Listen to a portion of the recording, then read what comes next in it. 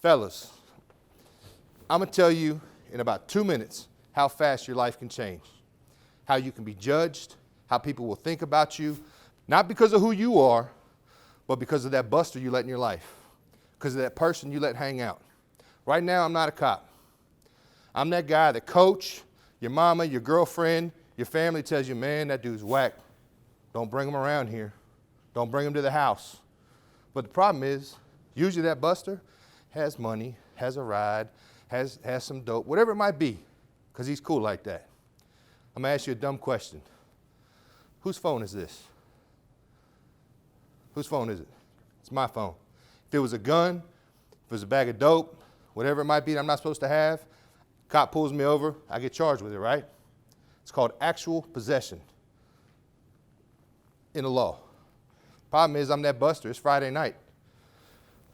No, let's make it Saturday night after y'all won the conference championship. All right? So y'all put blood, sweat, and tears in the whole season. Did everything coach told you to do, did everything your family told you to do, and you won. You made yourselves proud, right? Well, now I'm that buster. I want to ride. It's not a phone right now. Let's say it's a bag of pills and some weed. I'm going to keep it simple. I ain't got no ride, so my man's going to let me ride. Where we going? Well, first off, what are we sitting on? What are we riding in? My old folk DeVille. Huh? DeVille? DeVille? Yeah, some 22s? What? No, I'm sitting on Some 20s? Okay, all right. All right, well, look, we riding and some hoe-ass law just pulled us over. Look, y'all don't say nothing, all right? Y'all don't snitch. Y'all just keep your mouth shut. It's cool. That buster don't know nothing. For what y'all in the back didn't see, that phone, that was that bag of dope, I just threw in between the seats. That's called constructive possession. They get charged with my shit. Da-na-na. Conference championship night. Fellas wanting to go out and have fun. Now coaches getting calls. Now parents are getting calls. Guess what? Scholarships, done. Football team next year, done. Blood, sweat, and tears y'all put into it, done. They didn't have nothing, guys. They didn't smoke nothing. They didn't sell nothing. But they let somebody close to them that put them in a situation that cost them and you guys as a family some major pain. Is it sinking in? Could it happen to anybody on this campus? Could it happen to any player on this team? Anywhere in this country? And then, even though they didn't do nothing, how are they going to be judged? How are people going to look at them? How are people going to talk to them? Talk about them? Get out of my car. Y'all got kicked off the team. Now that I got your attention, let me introduce you to a guy that some people say me and him shouldn't be talking together. Some people say that guys like him and cops shouldn't be talking to kids. I think different. And from what our program has done in a year, and fellas, we've been all over the country. University of Florida, he spoke at. We got asked to come to Maryland to a community where kids are dying. Open your eyes, open your ears. If you got phones, turn them off. And let me introduce you to Damon West. Thank you, Mo. Hey, man, y'all put y'all's hands together for my buddy Mo Molfino, man. Mo, this is a special dude, y'all. This guy, he's a cop, but he understands the difference between an addict and a predator. You don't find that often in law enforcement. This guy understands it, and he speaks the language of recovery, too, which is one of the things that brought us close to each other. Coach Luttrell, thanks for having me here today. Shane, appreciate you, man. Thanks for making this happen. This is an important homecoming for me. I need this. I need this in more than one way. And I'm going to start off with the 9th step in my recovery, which is to make amends. I want to apologize to this football program and everything this university stands for, because the things I did brought so much shame at one time to this university. And I've been needing to make that amends for a long time, but I was in a place where I couldn't do it.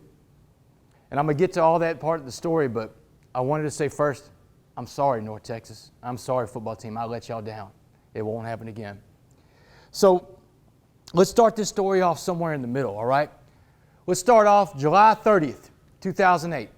That's a good day. That's as good a day as any. I'm sitting around on my couch in this rundown apartment I'm living in right down the road in Dallas, Texas. And I'm smoking this glass pipe with meth in it, and I'm handing it off to my dope dealer, Tex. And man, I'm a slave to this drug. I'm an addict in my addiction, all right? I've got to keep my dope dealer close by. Always keep one of them close by. And as I'm passing this pipe back and forth to Tex, I'm telling him, man, Tex, man, I think the end is near. I think the cops are going to come get me soon. You see, about 10 days before this other dude I was doing these burglaries with, he got arrested by the cops. And so I know it's just a matter of time before they come get me, right? And just about that time, I hear a window break. Psh! And man, I see this canister tumbling across my floor. And it's almost like everything slows down in slow motion. I'm watching this canister. I even get up off the couch and go look at it. And as I'm going to look at it, it's crossing through my mind, damn, this looks like one of those like grenades you see in a SWAT team movie. And I bend over to look at it, and about that time, bam! Blows up right in my face. Now, those of you that your heart stopped for a second, I want you to remember that feeling, that heart thumping in your chest. That's going to come into play later in the story. But it came into play that day too. I'm blinded. I can't see anything. And when I came to, there's a SWAT team officer standing over me. He's got his boot on my chest. He's got the barrel of an AR-15 dug into my eye socket. The barrel's cold. I can feel it. And he's screaming at me, "Don't move! Don't move!" And I look up at him and blink, and I'm like, "Man, don't worry. Don't worry." His partner comes running in and says, "We got him. We got the Uptown burglar." And they had me. The Uptown burglary stopped that day in 2008. You see, myself and about 12 other meth addicts, we indiscriminately and without reservation broke into the homes of dozens of innocent people to feed our insatiable meth habits. And that day it came to a screeching halt. They zip-tied me, threw me in the back of a squad car, took me to Dallas County Jail in about a 20-car escort, fingerprint me, mugshot me. Yeah, mugshot me. Look at that, guys.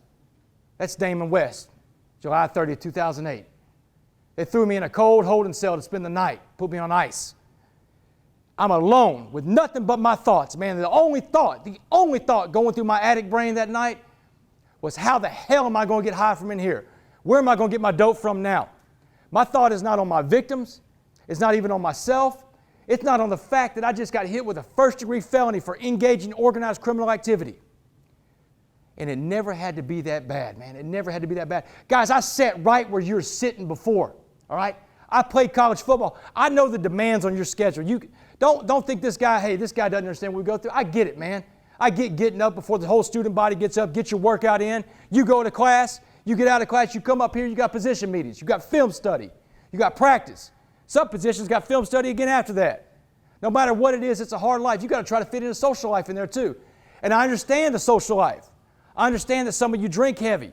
Some of you smoke a little dope. I get that because I was one of you, sat right there where you're sitting doing the same things. But I'm telling you today, there is a better way, and it is a dangerous way, the road you're on. Because for my crimes, for what I did, a jury of my peers in Dallas County sentenced me to 65 years in prison for what I did. 65 years in the Texas Department of Criminal Justice. This is back in 2009. And in the headlines, UNT quarterback gets 65 years in prison. Shame. Shame. Guys, if what happened to me could happen to me, then it can happen to any of y'all. Because let me tell you something, man. I didn't come from a broken home.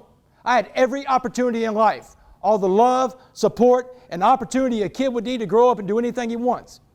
I came from a wonderful home. My father, Bob West, famous sports writer. My mother was a nurse. I grew up in Port Arthur, Texas. Any of y'all know where Port Arthur is? Yeah, man, Port Arthur, Texas. Man, I grew up in town. Port Arthur is predominantly African American. It's a rough town. Man, I grew up being one of the only white kids at slumber parties, at birthday parties, sports teams, you name it. I grew up in a melting pot, a lot of diversity.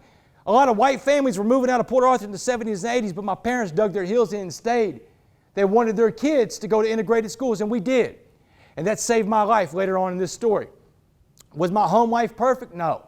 Nobody's is. Every family's got struggles underneath the surface, like a duck on water. A duck looks smooth gliding across the water, right? But if you got to see underwater, you'd see him paddling like hell to get where he's going, but no one ever sees that. I'll tell you about a time, 1985, I'm 9 years old, summertime. I came out and told my parents my babysitter had been molesting me. All right? This is in the early 80s, man. This is childhood sexual abuse before they knew what they know about it now. My parents did everything they could, y'all. They sent me to a counselor. They sent me to the family priest. We prayed about it. In my home, God was really big in my home. My mother was very spiritual. She had, man, y'all might have moms like this. She had a prayer plaque in every room in the house, man. She had the Lord's Prayer in one room, Grace Before Meals in the dining room, and in our bedrooms, my brothers and I each had a plaque too. Y'all might have moms like that. That's how my mom was. So we did everything we could. But something inside that little 9-year-old boy went to a really dark place, because by the time I'm 10 years old, I'm getting in my dad's refrigerator, getting beers out every time I can sneak one. And I'm doing this by myself. When I go to my buddies' houses, whose parents have liquor cabinets, I'm sneaking in their liquor cabinets. I'm not telling anybody I'm doing this. I'm hiding my behaviors. Looking back on it now that I'm in recovery, in long-term recovery, I know now that I was in the early stages of my disease of addiction. Yeah, I was in the early stages as a kid. I was predisposed to be an addict, and I'm in it now. I've got a lot of questionable character, because not only am I doing that, I'm smoking cigarettes. By the time I'm 12, I'm smoking blunts with my buddies.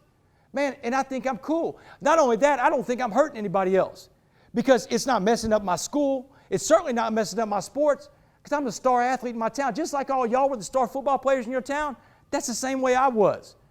And coaches gave me tons of breaks. Man, I know some of you know what this is like.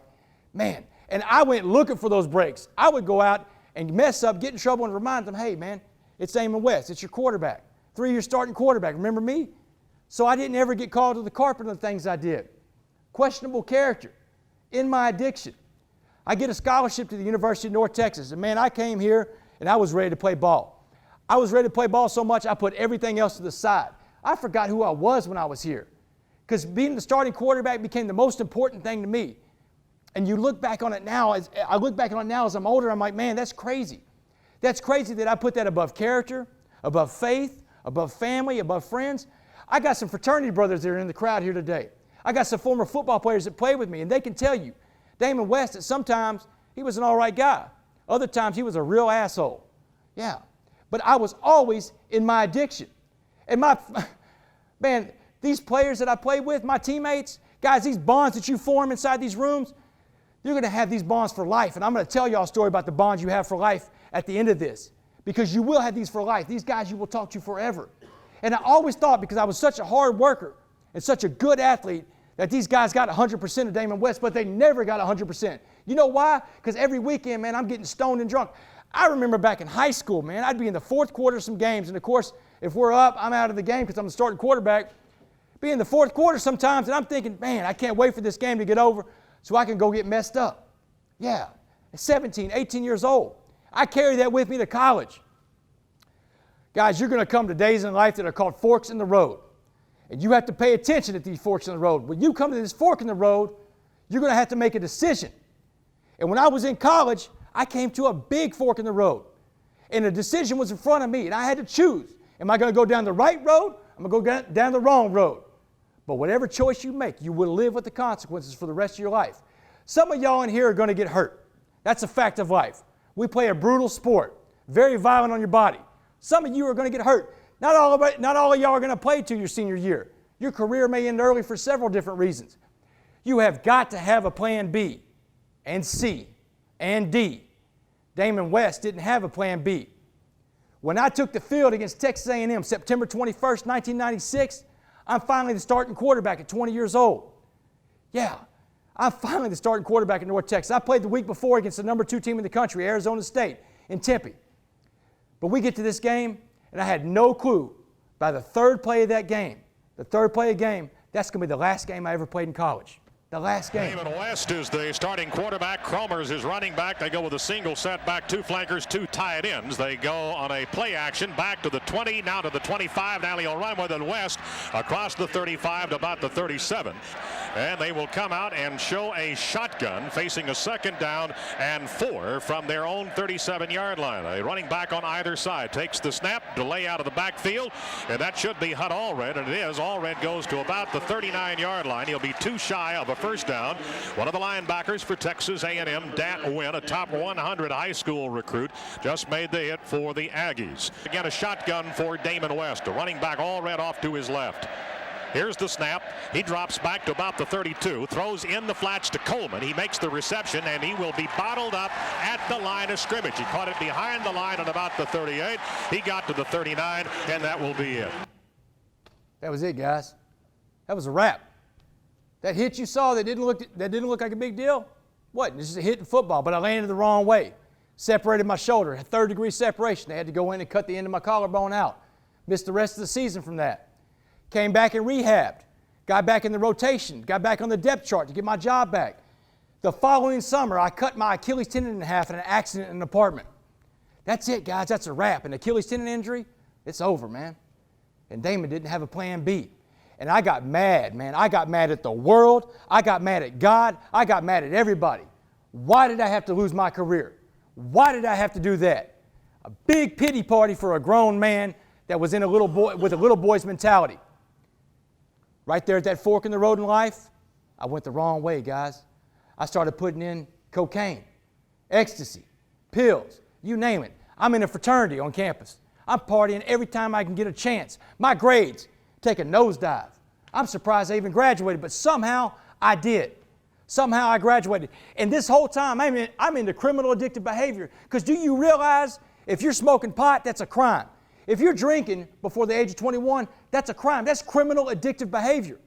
And these are learned behaviors that you get in your mind. The more you do it, the easier it gets to do. So all this crime later on in life didn't start right then. It started in college. Heck, it started when I was a kid. It started as a preteen. Criminal addictive behavior. So I graduate college. I went and got a job in Congress. You know that big Capitol Dome you see on TV all the time? Right where they inaugurated a president today? That Capitol Dome, I worked in that building every day. That was my job. I worked in Congress. Then I went and worked for a guy running for president of the United States in 2004. And when he was done with his presidential election, when he dropped out, I went and got a job on Wall Street with one of the biggest banks in the world, training to be a stockbroker for UBS, right there in their Highland Park branch in Dallas. I'm back in Dallas, Texas now. I'm not in D.C. anymore. I'm back in Dallas, Texas. And I got some old bad behaviors that have been following me around because you know why? Because I haven't changed. Wherever you go, there you are. Remember that. You're going to take yourself to the party every time. And if you got something wrong with you, it doesn't matter where you move. You can't run from that. That's you. I was never ready to deal with that. I was not anywhere near being in recovery. So when I get to that job, I get introduced to methamphetamines. Guys, listen, if you don't pay attention to anything this old alumni of yours tells you today, remember this, man. Methamphetamines is evil. I smoked that drug one time, instantly hooked. I was up for 4 days when I smoked that drug. 4 days. That's 100 hours. I couldn't lay my head down, but I wanted more. I couldn't get enough of it. And you know what? It took no time for me to lose that job, my home, my car, my mind, my tethering to God, whatever's left of that, my family, all that's gone. All I cared about was that drug. And if you're an addict, then you know what I'm talking about. If you're an addict, you know what that feels like to just want to have one more drink or one more puff. That's what addiction is. So I lose it all. Guys, I went from working on Wall Street to living on the streets of Dallas. I didn't have a home at one point. Then I found a home with a bunch of other dope fiends, because I'm a dope fiend at this point. I'd say a bunch of us dope fiends. About 15 of us coming in and out of that place, nasty, it's dirty. All we do is sit around, smoke dope all day long, talk about how we're going to get higher and higher. We got a fundamental problem with our operation, though. None of us have jobs. The hell kind of job are we going to do, man? All we do is stay up and smoke dope, and when we're out, we crash for 3 or 4 days. So we do what addicts do, anything we have to do to get our drug. And with meth, it's theft. Guys, remember this. Theft and meth go together like rats and trash. That's an axiom. You can take that to the bank. Theft and meth like rats and trash. First, we started out breaking into storage units. Then we break into cars. This dude you see in front of you that had all these opportunities, got to work in Washington, went to school here, played ball, had a great family.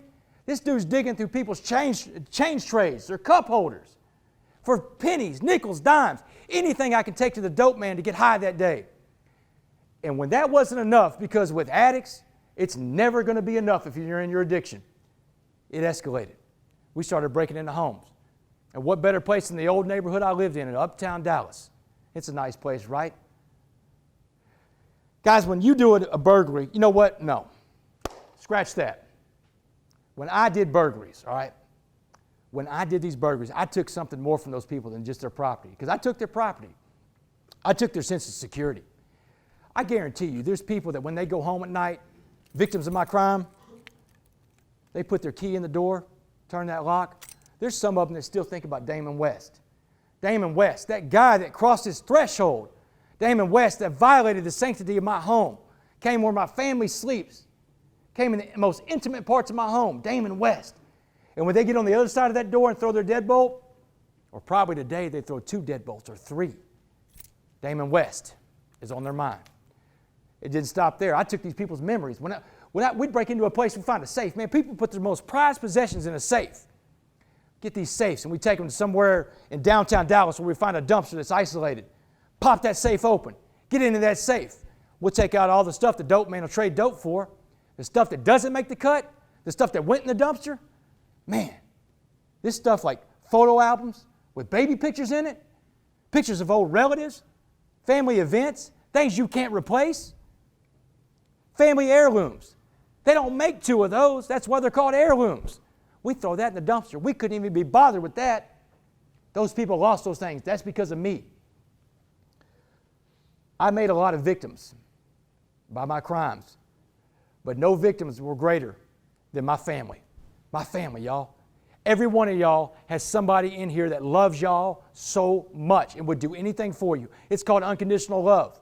And I put that to the test because I put my family through hell. My family, they would call me and wonder what the hell was going on with their son. Why has he just dropped off the radar? What are you doing for a living, Damon? And all I would do was lie. I'd tell them I'm working at a limousine company or make up some other BS story. Lie, because that's what addicts do. We lie. You know, addicts aren't bad people. They're sick people. And I was sick. I was as sick as it could get. And I lied and I lied and I hurt my family. My mom would beg me, Damon, please come home. She'd tell me all the time, Damon, I'm praying for you. I didn't care. How could I care about that when I need to go get high, Mom? But I didn't tell her that. But on July 30th, 2008, the Dallas Police Department, they shut that down. So they take me from that cold holding cell that I've been in thinking about dope all night, and they throw me in general population. These folks are mad at me. Man, I've been terrorizing Dallas for over a year, and they're upset with me. Rightly so. I was a bad guy. They throw me in general population. Within 24 hours, I'm in a fight over a damn breakfast tray. I mean, look at me, man. Do I look like I'm jail material? I mean, seriously. I walk into that place, they know it's fresh meat. They know what time it is. Man, I'm scared to death. I've never been in this environment like this before. So I'm looking at these day room phones that you can call home on. And I'm thinking to myself, you know what? I had a family at one time, people that loved me, people that cared about me. And you know, that father of mine that I told you about, that sports writer, that civil rights leader, this guy, man, he's an older guy from a generation of men that don't show a lot of emotion. I lovingly call my dad a dinosaur every day, man. You old dinosaur. I lovingly call my dad that. My dad didn't hug on me and kiss on me and tell me how much he loved me. My mom did that to a very embarrassing age, by the way. She still does it. But my dad didn't do that. But I knew my dad loved me. I've never seen my dad cry. But I've heard him cry one time. And any of y'all that are a father in this room, you'll relate to this story. So I call home. My dad picks up that phone, screaming and crying and wailing. It's like a wounded animal. I don't even know who I'm talking to, but that's my dad. Man, I have broken my old man, my hero. I broke this man. Screaming and crying, Damon, how did we go so wrong with you? How did we mess up so bad? And the worst one of all, Damon, what could we have done different? Here is my dad that loves me unconditionally, wondering how he can take responsibility for the things I've done. Isn't that something? This man wants to take responsibility for the crazy things I'm doing. Man, my mom's a registered nurse, so she's used to traumatic situations, right? She snatches that phone from my old man, gets on the phone and says, Damon, listen, your dad can't talk. I've never seen him like this before in my life. But you need to know a few things before we get off this phone. She said, first of all, you need to know that you are our son. And no matter what you do, we love you unconditionally. You can't do anything to make us not love you. So Damon, know that you are loved. Don't ever forget that you are loved. But we can't help you now. You are in a place where we can't get to. You're in Dallas County Jail. You're in a bad place. We can't even imagine how bad it is. But there's nothing your parents can do to help you, so don't even ask. The only one that can help you now is God. And I'll never forget, she said, you are now a captive audience to God, and you better get close to Him. Then she asked me a question. She said, baby, do you remember that plaque I had on your wall when you were a kid? Remember I told y'all my mom had religious plaques everywhere? Well, now she's asking me about the plaque in my bedroom. And I'm so hazy from this dope that I've been on for 4 years, I can't even think about that plaque. And I'm like, no, Mom, I don't. She said, Damon, baby, it was footprints in the sand. Do you remember footprints in the sand? It's like, Mom, I don't remember it. So she patiently and lovingly retold me the story about this guy walking on the beach with God. And they're watching a video of his life play out. She said every time something good happened in this man's life, there were 2 sets of footprints walking side by side. But every time something bad happened, she said, Damon, when something bad happened, when his football career was over, when he was in pain, when he was suffering, all he saw was 1 set of footprints. And so the guy turned to God and said, hey, God, what's up, man? What's up with this? Every time something good happens, you're rolling with me, man. You're side by side. But every time something bad happens, you abandon me. She said, that's when God said, Damon, you fool. Every time you saw 1 set of footprints, I didn't abandon you. I carried you. She started screaming at me. She said, Damon, look down. 1 set of footprints is in that jail right now, and they're not yours, buddy. Get on God's back. I'm not going to lose my son. So, y'all, I started praying to a God that I hadn't talked to in so long. So long. And this conversion doesn't happen overnight. And guys, when I go around talking, you'll never hear me up here quoting a bunch of scripture and Bible verses and all that. You would find me to be disingenuous if I did that. That's not what I'm speaking about. I'm speaking about a spiritual awakening, a spiritual experience that I had when I was in jail. But I start talking to this God, and you know what? I'm not there yet. I'm still in that day room phone committing more crimes, trying to get people in the dope world to get me out. Man, I'm talking about where money is, where stolen property is. These people are constantly listening to those phone calls and racking them up against me. My prayers to God at that time, let me tell you what a prayer of mine sounded like in county jail 10 months before my trial. Dear God, please, get me out of this trouble. And if you do, here's that bargaining part. If you do, man, I'll be a normal guy again. I'll go get a normal job, and I swear I'll only smoke meth on the weekends. Isn't that crazy? Yeah. I mean, that's nuts, isn't it? But I look back on it, I laugh too. I'm like, man, who the hell do you think you are? First of all, you're bargaining with God. God doesn't wake up in the morning and wring his hands going, man, I sure can't wait for Damon to get up. Well, we got to run this universe today. No. Who am I to be bargaining? And for that, smoke meth on the weekends. That's an addict, though. I'm still in my addiction. I'm not anywhere near being ready to come off the streets. I'm ready to get back on the streets and get back on that meth. But when I went to that trial 10 months later and sat through 6 days of trial, 6 days, that's not a small trial anywhere in Texas. Witness after witness, victim after victim came up and testified against the things I had been doing. My parents, that loved me so much, they were there. My brothers, my 2 brothers, they're there. They saw the whole thing. And when that judge sentenced me to 65 years, when he said, Damon West, you are sentenced to 65 years in the Texas Department of Criminal Justice, that was my rock bottom. I kissed the pavement that day. It was like being in an echo chamber when I heard that. It's like 65, 65. Man, you can't see the end of that tunnel. That jury said effectively, Damon West, you are not fit for society. You are a danger to society. You're a threat to society, a menace to society. And we have a place for you. We're throwing you away. I'm going to prison, guys. That's a life sentence. Anything 60 and above in Texas is life. It's just like in the movies, too. You get arrested and you get convicted like that, they put the cuffs behind you, the bailiffs do, they walk you out of that courtroom. My parents are right there. All I can think to say is, I'm sorry, Mom. They take me to this little side room. There's a glass, bulletproof glass, between whoever's going to come through that door and me. My parents come walking through that door. They said that they got a few minutes. They were granted a few minutes to talk to me. So they had to talk quick. So my mom starts talking to me about debts. This is a lesson in life, guys. Remember this. She says debts have to get paid. Debts demand to be paid in life. She said, Damon, you just got hit with a hell of a bill. The state of Texas just hit you with a 65-year sentence as your debt to society. And guess what, Joker? You're going to do that time because you did the crime. You're going to do that time honorably. Not only that, you owe us a debt. You haven't been paying your debt to your family. And guys, think about each and every one of you in here. Who would you owe a debt to the most if you went out and messed up? Who would you owe a debt to the most if you got arrested for having some pot on you while you're here at school playing ball and you lose your scholarship? Or you get arrested for drinking out there on Fry Street or anywhere else in Denton? Who would you owe a debt to the most? Who would you let down more than anybody if you had to make that call? I'm looking at the people I owe that debt to. And my mom says, you know what, you're going to prison, you're going to do your time, you're going to get on God's back like I told you, and check this out. You're not going to go in there and get some white hate organization, some white hate gang, because you're scared, because you're going to go in there and you're the lowest number racially in there. No, you're not going to do that. You're not coming back from prison with a bunch of swastikas all over you. You're not going to do that. You were raised better than that. You were raised in a giant melting pot of a city, and you were given a moral compass by a family, a church, and a community that loved you. And you didn't love it back, but you're going to start now. She said, do you understand this promise you're making to me? I said, I got you, Mom. I understand it. And I had no clue what I was promising to, because when I get back to that pod, when I get back to that jail pod, I start asking around. I got 2 months before that prison bus comes to get me. They call these white prison buses bluebirds. So I got 2 months to prepare, mentally, physically, emotionally. I don't even know what to do. I'm asking around these guys that have been to the joint before. Hey, man, what the hell am I going to do? And every one of them to a T is saying, man, you've got to get into a gang. You got a life sentence. And at TDC, when you get a life sentence like that, 60 and above, they put you on a separate part of the prison. There's only a few prisons that can even take life sentences. They put you on a separate part, just a building. Mine was 7 building where I lived in the Styles unit.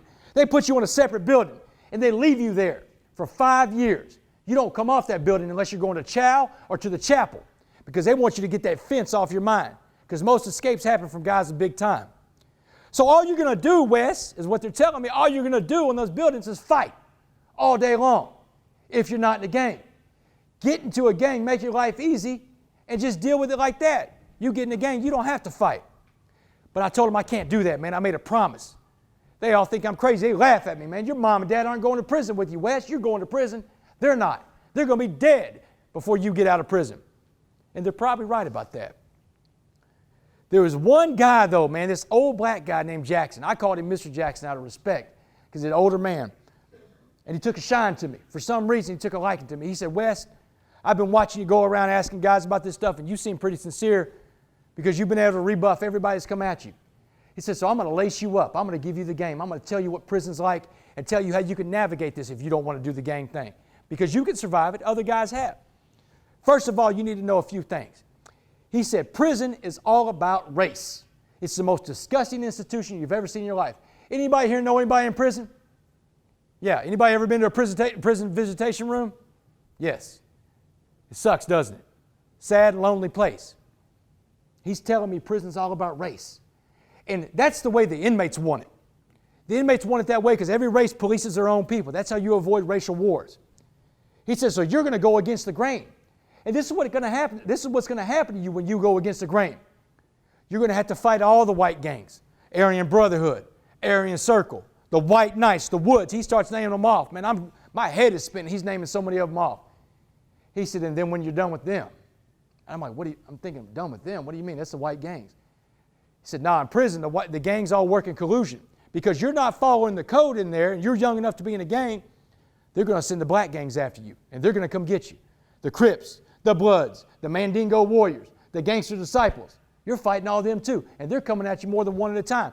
And the white gangs are going to let them do that. They want you to get hurt because they want you to need them. But stay strong, Wes. Remember, you don't need them. Said when you're fighting in prison, only thing you have to remember, and this is a lesson in life, guys, you don't have to win all your fights, but you do have to fight all your fights. Jackson said, don't ever turn down a fight. You turn down a fight, they're coming for you, man, like sharks with blood in the water. Never turn down a fight. Guys, you're not going to win all your fights in life. No one's that damn good. You know, back when Mike Tyson was boxing, everybody thought Mike Tyson couldn't be beat, but there was somebody that could beat Mike Tyson. There's always going to be somebody better than you, and you are going to meet them at some point. Remember that when you're looking at opponents, too. You're going to lose some games, but you get back up and you play again next week. And that's what Jackson's telling me effectively. It's like a coach talking to me at this point. But then he gives me the greatest analogy I've ever heard. And I use this analogy all over the country when I talk to kids. He said, West, imagine prison is like this pot of boiling water. We have an imaginary pot of boiling water here. And in this pot is the atmosphere in prison. Because the heat and the pressure are so great in prison. Not because it's so hot in prison, because it is. There's no air conditioning, by the way. You ever go to a Texas prison? There's no AC. Summertimes are brutal. But he's talking about this pot because the heat and the pressure, everything going on around you is so strong and so great. Anything we put in this pot of boiling water, West, is going to be changed. He said, I'm going to put 3 things in there. I'm putting a carrot, an egg, and a coffee bean inside this pot of boiling water. First thing I'm going to put is this carrot. When I put a carrot in boiling water, what happens when you boil a carrot, Wes? What happens when you boil a carrot, y'all? It gets soft. That's right. It gets soft. He said, you can't be the carrot. Let me tell you what happens to the carrot in prison. Carrot goes to prison. He's going to get beat a lot. He's going to get robbed till he has nothing. He's going to probably get raped. He's going to lose his soul. And then he'll probably get killed. He may kill himself. The carrot never survives prison. He said, now you take this egg, West. You put an egg in a pot of boiling water. What happens when you boil an egg? It gets hard. That's right. That's right. That egg has got a shell, he said. That egg is going to physically survive prison. No doubt. That egg's going to be in a gang, though. That egg is going to be so hard on the inside, that egg's incapable of love, receiving it or giving it. That egg doesn't even need to come out of prison, because that egg's going to be on a revolving door payment installment plan the rest of his life going into prison. That egg can stay in prison, because that egg couldn't fulfill his promise to his family. That egg has graffiti all over him, gang tattoos, swastikas. You can't be the egg, West. He said, but if I take this little coffee bean, man, this small coffee bean, West, what happens when I put a coffee bean in a pot of boiling water? You got to, the water turns. You got to change that water. Yeah, somebody said it. You got to change the name of the water to coffee. He said that small little coffee bean had the power to change the atmosphere inside that pot. You don't even call that stuff the same thing anymore. You don't call it water. You call it coffee, because that coffee bean says, turn that heat up. I got this. He said, when you go to prison, you are going to have to become like that coffee bean. You're going to have to change the atmosphere around you so that it changes towards your will. He said, whatever kind of energy you put out, this is another lesson in life, guys. Whatever kind of energy you put out, you're going to get back. If you're a negative person with a mean mug on your face, you're going to attract other negative people with mean mugs on their face, and they're going to come get you negativity. They're going to give you all the negativity you want. You know, there's a resource in the world that's in an abundant supply. You can have as much of it as you want, and when you're done, you just ask life for more. That's misery. You can have all the misery you want. So you can't do that. He said your positive energy is going to attract other positive energy. But to get there, you're going to have to go through hell. I'm not going to lie to you. You're going through hell, West. But you can do it. And you'll find other coffee beans there. He said, try to find them in that chapel. He said, better yet, if you are really a coffee bean, they're going to find you. And I'm off. I'm going to prison. You get to prison. You come off this bus, you're handcuffed to another man. Fights happen on that bus. There's no guards on that bus. It's crazy. You get off. It was August when I got to prison. That's the last time I saw the Metroplex. In August 2009, when I shipped on that prison bus, till today, when I drove through Dallas and drove up here to Denton, came home to the University of North Texas, that was the last time I saw Dallas. So I came in, and man, they're screaming at you. You're standing there. They strip search you. They give you a pair of boxers. They give you a sack lunch. They're yelling at you, screaming at you. They shave your head. They run you through like cattle. They poke you. They prod you. They test you. They take your DNA. Then they send you to a unit of assignment. They're going to turn you loose to the wolves. My unit of assignment was the Stiles unit, the Mark Stiles unit in Beaumont, Texas. Only by the grace of God did I end up at that unit, because that's 15 miles from where I grew up. That's 15 miles from where my family lives. So I know that I'm going to get to see my family a lot. But I got to go in there and handle this day room first. I walk into that unit. I walk into that day room. And Jackson was explaining to me about the racial thing. He said, man, when you see that day room, the first thing you're going to see is those TVs. In front of that TV is going to be a bench. First bench is for the blacks. Don't sit on that bench. He said, they'll smash you. Second bench is for the Hispanics. That's their bench. Don't sit on that bench. If there's a third bench, that's for the white guys. You sit on the floor if you don't have a third bench. So I'm looking around and I see it. 2 benches in this one. I put my mattress down and my bag of commissary down, lean up against that wall and wait. Jackson said it won't take long, and he was right. Jackson had been to prison 4 or 5 times. First guy comes up. Yo, what's up, white boy? Who you riding with, man? One of these Aryan Brotherhood type guys. Got swastikas all over him. I said, man, get out of my face, man. I'm doing this alone. I'm riding with God. How about that? Guy laughed at me. You know what he said? Man, God didn't even hear. God doesn't even exist in prison. You're in the wrong place. You're all by yourself. We're coming to get you, boy. About 10 minutes later, man, this big dude comes up and got swastikas all over him. And Jackson told me, when that second guy comes up, put your fist in his mouth before he gets to you, because he's coming to hurt you. So, man, I'm coachable. I'm very coachable. So as soon as this guy got close to me, man, I gave this guy everything I had, man. Bam! I lay into this dude. Man, this dude drops me. We go down on the ground. This dude smashes my head in. This dude's been fighting for years. I got no experience in this, but I got up and fought. That's the main thing. One fight down, I'm 0-1. And I'm not going to come in here and lie to y'all and tell y'all I was some kind of badass in prison. Man, I wasn't a bad... Man, I got beat more than I won. But I always got down. I always fought my fights. So I go through these white gangs, just like Jackson said. Brotherhood, the Aryan Circle, the White Knights, the Woods, all of them. After that, just like Jackson said, I'm fighting the Crips. I'm fighting the Bloods, Mandingo Warriors, Gangster Disciples, fighting them all. Man, about 6 weeks into this, you know what I'm thinking, man? There's got to be a better way to earn some respect around here. Because one of us has got to give soon. I'm thinking either one of us got to give, I may kill myself at one point.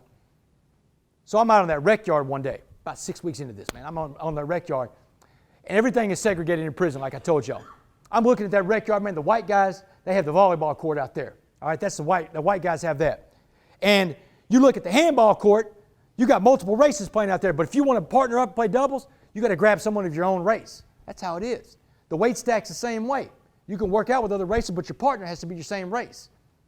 I don't want to do that routine. I'm not even looking at that stuff today, though. I'm not playing those games.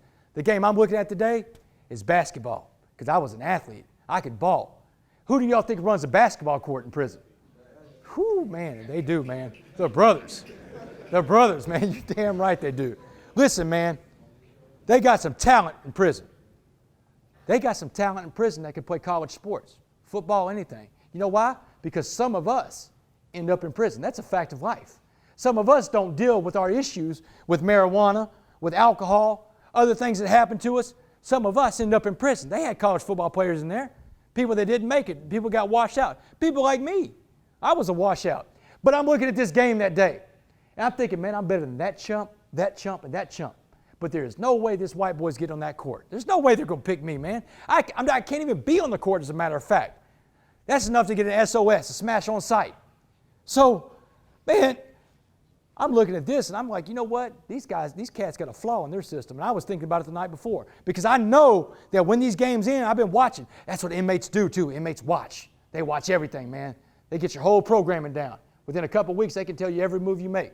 Be the best undercover cops in the world on stakeouts. These guys, but I watched. And as soon as that game was going to be over, I got on the side of the court that it was going to end.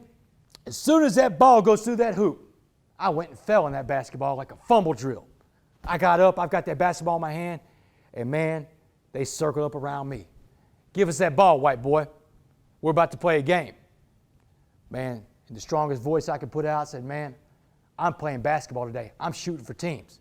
Boy, they were incredulous. They said, what? Man, we are going to kill you, white boy. We're going to hurt you. They're barking at me, man. And look, I'm scared to death, y'all. The biggest dude out there says, you know what? Get up on that free throw line, white boy. Shoot that shot. I hope you make it. So, guys, I'm standing there on the free throw line going, oh, man, what the hell is wrong with you, Damon? I mean, I'm serious, man. This damn basketball weighs 20 pounds in my mind now. I'm like, oh, my God, man. Because if I miss this shot, man, these dudes may kill me.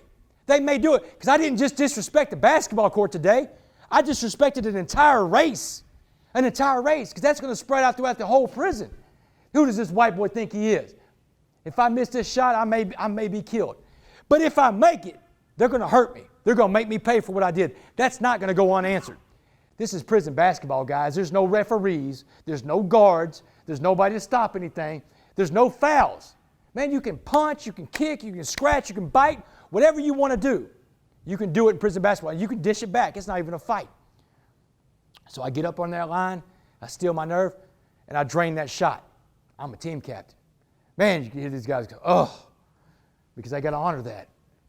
So I get to pick my team. The other guy picks his team. Got a 5-on-5 game getting ready to happen, right? Wrong. It's 9-on-1, man. My own teammates don't want me out there, man. My own teammates are throwing elbows at my head. If I want man, nobody will pass me the ball. I'm open. Man, nobody's passing me the ball. If I want that ball, I got to go in the paint. You know how hard it is in the paint when they got referees? Man, this is a suicide mission, but I'm on it. By the end of this game, I hadn't shot a shot. I got a black eye and a busted lip. I take it into the house. That's on a Monday.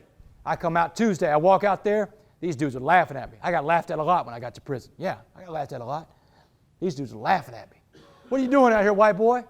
I thought you had enough yesterday. I said, man, I'm coming to play basketball today. I thought y'all were playing basketball. That big dude, he says, you know what, white boy? You're on my team today. Man, they gave it to me harder than the day before. But I took it. And I gave it back wherever I could. That was on Tuesday. I came out Wednesday, Thursday, Friday. And I came out there on Saturday and something happened, man. Not only did I see it happening, but I heard it happening. Because I'm out there playing, and guess what? Out of nowhere, the ball comes. They pass me the ball. Whoa. Man, I don't even know what to do with this damn thing, man. I hadn't seen the ball in so long. Yeah. So I get to take shots. And I make a shot that day. And guess what I hear? I know the change happened because I heard it. Good shot, Wes. Good shot, Wes. Man, I'm not white boy anymore. I got my name back. That's a big deal to get your name back in prison. Because it's very derogatory to call someone a white boy. But I got my name back that day. And when that game was over, these dudes circled up around me, kind of like they did 6 days before that. Different tone this time. They said, Wes, you pulled something off that we had never seen out here before in our lives. You came out here, you took everything we got. Everything we had to give you, you took it. And you even gave some of it back. Check this out, man. You've earned our respect. You got that coming. You don't have to worry about the blacks the rest of the time you're in prison. And guys, this made me feel good, man. This made me think about Jackson, man. Jackson from county jail. You know why? Because Jackson told me about that coffee bean story. And I just got to see it happen in real life. Because you can't just think about how uncomfortable it was for Damon West to go out there and play basketball with a bunch of guys that are black and don't like him. Think about how uncomfortable it was for them to have this little white guy come out there on their court where I'm not supposed to be. I mean, I'm like a Martian from another planet, man. I must have been like an alien to these guys. But everybody made a change that day. Everybody made a change. Everybody became coffee beans. That was infectious. I saw it happening. I knew it could work. I saw it. Everybody was drinking coffee that day. We were all coffee beans. But check this out. There's no way in the world those guys' promise could ever be fulfilled. Because those guys don't speak for everybody. The only way I was going to get all these people off my back was I had to earn that. 2 weeks later, I'm coming off the basketball court with those guys. Those guys let me play with them every day after that. They even picked me on teams. 2 weeks later, I'm coming off the basketball court. I'm in my pod. This is a prison story I never get to tell inside of a junior high, high school, or church. It's not appropriate for that place. When I come to talk to college football programs, college basketball teams, college athletes, college age people, I can tell this story. So I come in off the rec yard. I'm going back in the pod. And dude pulls me aside, pulls me over. A Mexican guy pulls me over. Wes, I got to talk to you, man. So I go off to the side to talk to him. He says, man, check this out. He said, he tells me the dude's name. He said, this dude's coming for you in the shower today. Now look, man, if you hear someone in prison say, I want to look at you in the shower, that's not a gay thing. Look at you in the shower means I want to box you in the shower. Because people go fight in the showers. There's no cameras in there. You wash blood out of the shower real easy. There's no evidence of a fight. But when this dude said, hey, man, old boy's coming for you in the shower, that means only one thing. This dude's coming to rape me today in the shower. Man, I am mortified. I am frozen with fear, guys. I'm telling you, man, that heart thumping in your chest whenever that SWAT bang thing went off, and I told you, remember that feeling? That's the feeling I carry with me every time they roll those doors, because you're worried about, hey, when they roll the doors for chow, they roll the doors for wreck, that somebody might say, hey, Wes, I want to look at you. This feeling was something way different than that. This was mortal fear. I'm frozen with fear. And I tell that dude, you know what, that's cool, man. I'm just not even going to go take a shower today. He says, man, you're an idiot. He said, you're an idiot. It doesn't matter if you take a shower today, tomorrow, next week, whenever. He's coming to get you, man. He's already made up his mind. Because this dude likes to rape white boys. He's about 6'4", 260. Big dude, carries a knife around everywhere he goes. Rapes people. That's what he does. He's a booty bandit. So, that's what they call him in there. So I'm sitting there telling this dude, man, what am I going to do? I can't do this. I don't even have a knife. It's when he pulls a knife out of his pants, man, a big long piece. And a knife in prison is any piece of metal that's sharpened to a razor's edge and got a point at the end. It's got some tape around the handle. He hands me this piece of metal, this knife. I hold this thing in my hand like that basketball felt like it was 20 pounds. This thing felt like it was 20 pounds. But it's a knife. And I look at this thing and I hand it back to him. I'm like, man, I can't fight with a knife. I've never fought with a knife. This guy's been doing it for years. That's an intimate weapon. That's a close quarters weapon. I said, there's got to be another way, man. Show me the other way. He said, you know what? There is something else. So we went up to my cell. In Texas prisons, I told y'all, there's no air conditioning. So we have these little fans in prison. And these little fans keep us cool in the summertime. But that little fan right there was going to save my life in a different way. We took that fan apart, cut the motor out. And guys, when I tell you this story, when I tell you what happens in this story, I want you to think about this. Every time you think you have an opponent that's a Goliath and you're a David, think about this, because you are capable of way more than you think you are. But you have to make up your mind to do something bold when you're faced with something tough. So we take that fan apart. We cut that motor out. Puts it in a white mesh commissary bag. This is a cloth bag we have. He said, man, follow my directions to a T. He said, when you go shower today, don't take your flip-flops. Don't take your shower shoes. You ain't showering today. You're going to fight for your life. He said, when you go in there, it's a one-man shower. So you walk in, shower's back here. They got a little change area off to the side. There's a door. So when you walk in, turn that shower on, get it nice and hot in there, steamy in there. He said, you get off to the side in the change area, and you wait, and you wait. And when that dude comes through, hit him in the head with this thing and kill him. Man, he's telling me, you have to kill this dude. I'm like, man, I'm not trying to kill somebody. He says, Wes, you have to kill this dude. If you don't kill him, he's going to kill you. Guys, I get it in my head. I'm going to go ahead and take this man's life this day if I get the chance to. God, please give me the chance to kill this dude. That's my prayer that day. Because two things are going to happen. One of two things are going to happen. One, he's going to get a hold of me and pull some shit with me that I don't even want to be alive for. He's going to have to kill me. Or two, I'm going to get the jump on him just like this guy says, and I'm going to kill this dude. And when I kill this guy, I already know the minimum punishment I'm about to receive is another life sentence. I'll never, ever go home. I will never see my family on the other side of that fence again. Never a chance. I'll never leave prison. I will die an old man in prison. But the other option they can do to me is they can give me the needle for that. You kill another inmate in there, they can give you the death penalty if they find out you're laying and waiting. So I go and I do everything this guy says, man. I turn that shower water on, I get off to the side, and I'm waiting. And man, I don't know if I'm there for a minute and a half, 2 minutes, 5 minutes, whatever. All I can hear, I can't even hear the shower because my heart, I can hear my heart thumping. Boom, boom, boom. And here he comes. I see him come across that door, and he's got this grin on his face. Grin like a guy that knows he's going to get something he's been looking for. Just smiling. I see him come through, and man, I step into this dude, and I hit him with everything I've got. I smash that dude. I miss his head. I hit him right here in the chest.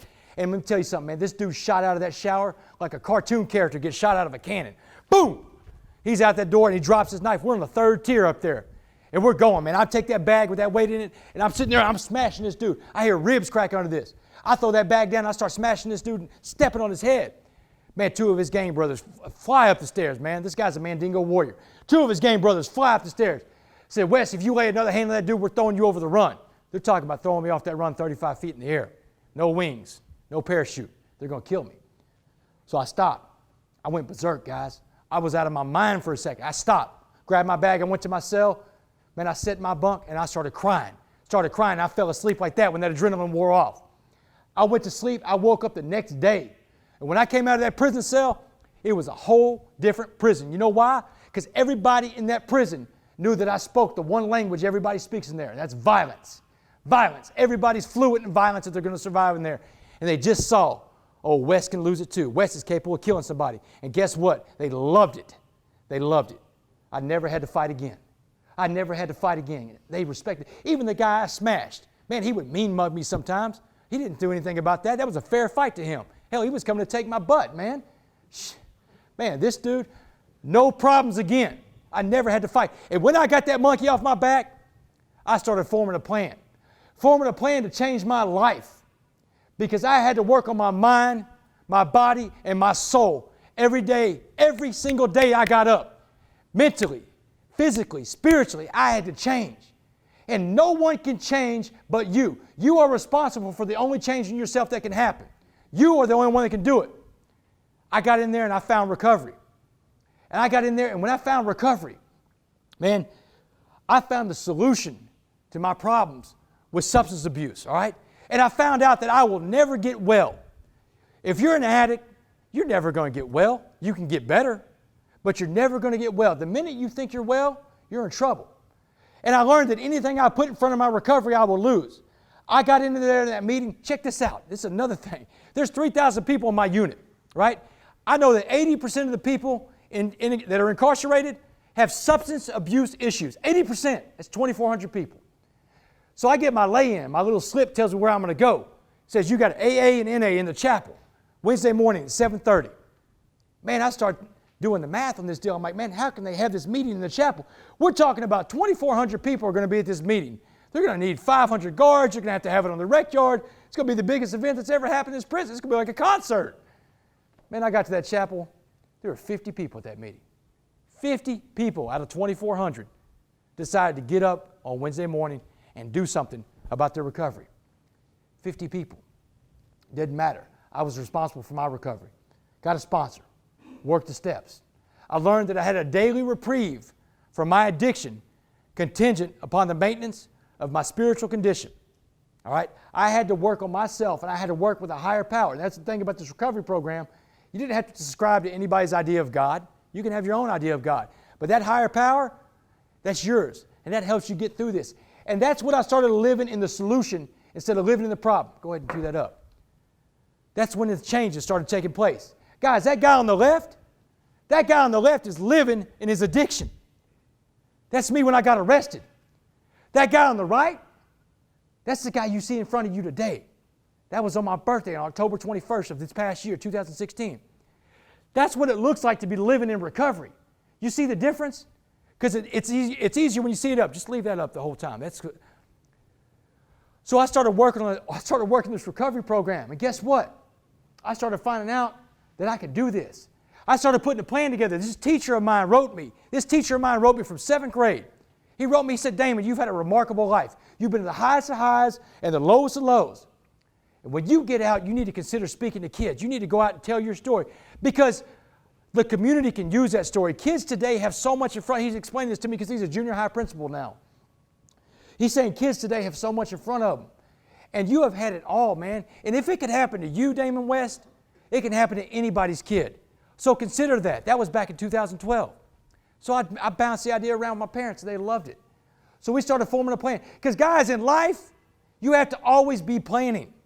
Remember I told you about that guy that played against Texas A&M that didn't have a plan B or C or D? Nah. Today, or that day when I was in prison, I started having plans B, C, and D. I had contingency plans. I had plans for plans.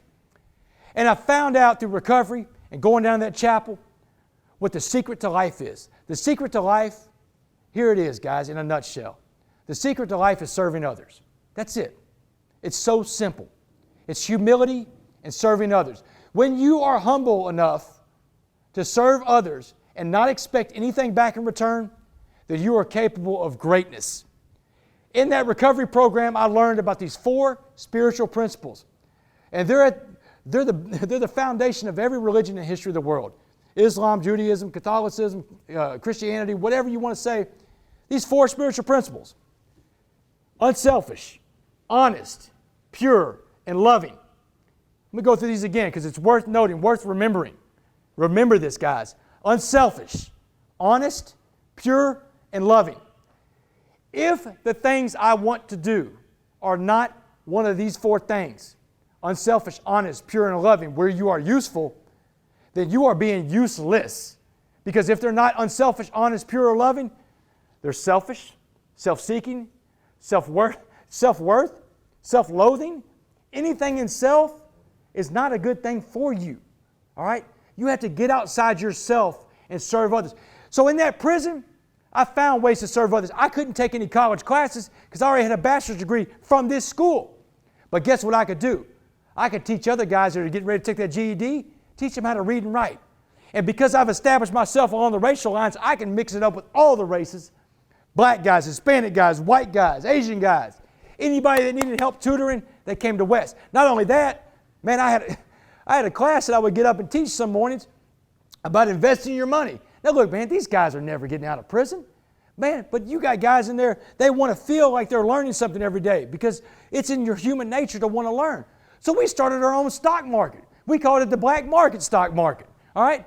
We had our own little Dow Jones, but we didn't have money. We used coffee, we used stamps, we used soups, we used all the stuff you see in the prison movies. That was our money, man. That was our currency.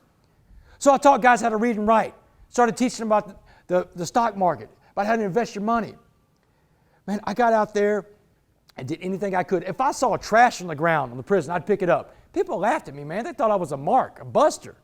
Those guys are still in prison, though. I don't care if they laugh at me because I got to take care of the community that I'm in. Guys, whatever community you live in, you have to take care of that. You have to give back to that. And that community in prison, that was my only home. When I would get off work or I'd leave the rec yard, tell guys, all right, I'm taking to the house. Oh, Wes, don't say that, man. That's not your house. That's a cell. Man, bull. That's my home. I don't have another home. 45 cell bottom bunk, that's my home. until I got out. Parole blessed me. In November 16, 2015, parole opened those doors up to that prison. And man, listen, I had family that never gave up on me. My family came to see me in prison over 150 times. If a guy in prison got 10 visits over 10 years, he was the richest guy in the joint because everybody could see and he knew that someone loved him. Let me tell you about mail call in prison, how lonely prison is. They say prison is the only place where you're never alone, but you're always lonely. So if you ever think you may be screwing up and going down this path, let me give you an example of how prison sucks so bad. Guys watch everything in prison. These inmates watch everything. So mail call comes around every night, Monday through Friday, right? And guys watch to see who gets mail, all right? And if you get mail, people say, you know what? That guy's got someone that loves him. That guy has someone that cares about him. And guys will even push away and leave you alone if they know you're connected to somebody out in the world. There are guys in there that have no one out there to love them and care for them. And you know what these desperate souls do all the time? They write letters to themselves to make it look like someone's sending them a letter. Think about how sad that is, man. The guys actually sit down and write a letter, self-address it to themselves, and send it through the mail, and it only comes back to the same place it originated from because they want everybody to think someone loves me too. Because it's human nature to want to be loved, all right? Because they're not just fooling everybody else in there, they're trying to fool themselves. Someone does love me, I just got a piece of mail. That's not reality, guys. And prison is a big dose of not living in reality. It's an artificial environment, a dangerous artificial environment, and a lonely artificial environment. And on November 16, 2015, after 7 years and 3 months on a 65-year life sentence, the state of Texas said, you know what, Damon West? We're going to give you a shot. We're going to let you go. And guys, I had a plan in place. It didn't matter if they were going to let me go that day or 15 years from then. I was ready to hit the street whenever it happened. And I did, guys. I hit the ground running. First thing I did that first day I was out, first thing I did is I went to Whataburger. Man, whew. Man, let me tell you something. I've been dreaming about a number 2, what a size with cheese. Man, I burned up a credit card at the Fort Worth Whataburger. Gabe, you remember that, right? I went to Whataburger every Thursday and Friday and Saturday night, man, because you know Thursday nights are big here in college. Man, I burned up a $2,500 credit card at Whataburger in 1 semester. So look, I was dreaming about a number 2 with cheese, man. I went and got that first. When I got back home to Port Neches where I live, I found a meeting. I went to that meeting that night and I found a sponsor. I walked in that door and said, man, I'm just out of the joint. I still smelled like prison, y'all. And I said, I need a sponsor. I need a sponsor because I need this program. Anything I put in front of my recovery, if you're an addict in here, if you're an addict, know this. Anything you put in front of your recovery, you will lose. If I ever get to the point where I think I'm well, I've got a woman, or I've got a job, or I've got this money, I'm doing really well, I've been sober all these years, I'm in long-term recovery, I don't need to go to a meeting today.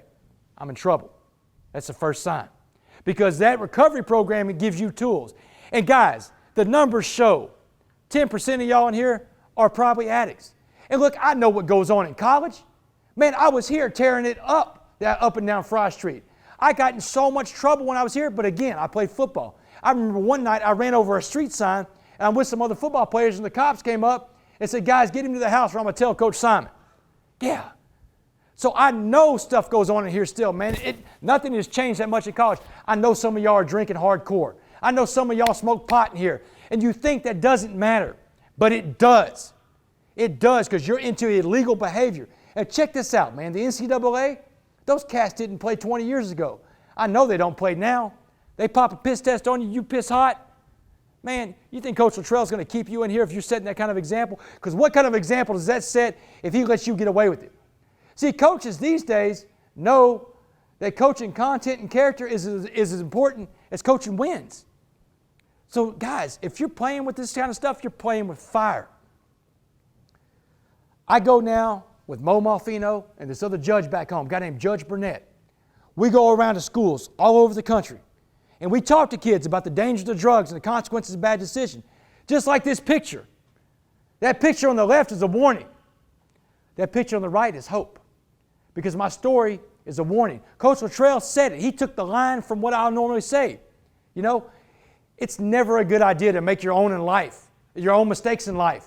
It's never a good idea to make your own mistakes in life when there are so many examples of others of what not to do. Man, let my story, let Damon West, Let the only Division I college quarterback ever in the history of college football, maybe the only player in the history of college football that ever got a life sentence and had enough time left on his life to get out and tell you about it, let that joker's life be an example to you of what not to do. Let my mistakes serve as your mistakes. Don't go down that same road. Guys, I got a challenge for each of you today, all right? My challenge to you is this. This is my call to action for my boys in North Texas, where I play ball. Same blood, sweat, and tears you had, right? My call to action is this. First of all, if you have a problem, if you need help, go get it. They got people in this crowd today that are from the college recovery program, all right? They're in this crowd today. They're back there. If you got help, if you need help, go get it. Don't be afraid to go get it. And it's anonymous. You can go there. They're not going to tell the coach. Go get help. Because if I could change one thing in my past, if I could change one thing, I would have gone and gotten to recovery back then. But I didn't know about recovery. I didn't have somebody in front of me like this, like you have today. You're going to have speakers coming here, guys, from all over the place. Some of these guys went pro. I can't say I went pro in any sport. But you know now I went to the pros and get in trouble. So get help. Get help. Don't be like me. Second thing, my call to action, all right? Remember the analogy I told you about the carrot, the egg, and the coffee bean? I want you to go share that analogy with that one person in life you owe a debt to. Whoever it is, call them. Everybody's got a phone. Call that person today. Share that story with them. Tell them what you heard today. Tell them about your alumni, Damon West, and the stuff that happened in his life, the mistakes he made, and the life he's living now in recovery. Tell them about that carrot, how it gets soft, the egg, how it gets hard, and that coffee bean, how you want to be. And that pot of boiling water is no longer prison in your analogy. That's life. That's life, because life turns the pressure up. Life turns the heat up. You tell that one person you owe a debt to, call them today. I said it. Call them and tell them that story. And guys, don't stop there. Go out and be a coffee bean. Just like Jackson told me, I'm telling you, go be a coffee bean.